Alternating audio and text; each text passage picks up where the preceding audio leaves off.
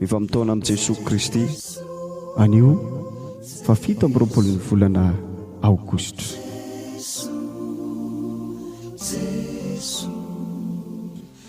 Manàna fotoana iarahana amiko na dia noho ny fiaraha-mifaly tsotra fotsiny aza. Afa-manazava amin'ny fotoana maloka amin'ny tontolo andronao rehetra aho. Afaka manao pitikafo ao amin'ny fiarahana lala-masaky ny andavanandronao aho.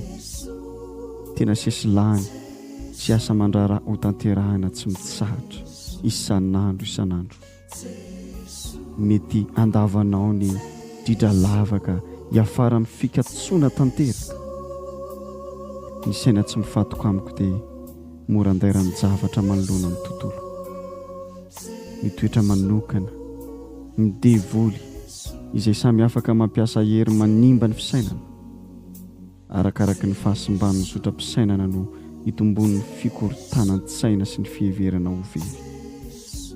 Ny fampitodiana indray mitondro zotra ny fanahy sy ny fo amiko. Ny mpiara-dia matoky no fanasana tsara indrindra. Na ilay tontolo andro farany izay mikorotana indrindra aza dia mety hazava eo amin'ny lohanao. Raha miara-mamindra amiko miadana dia miadana ianao. Miaraka aminao ao na aiza lianao. Izao ny fahazavana eny amin'ny lalanao. Salamo 7:20, 9:9 sy 9:10.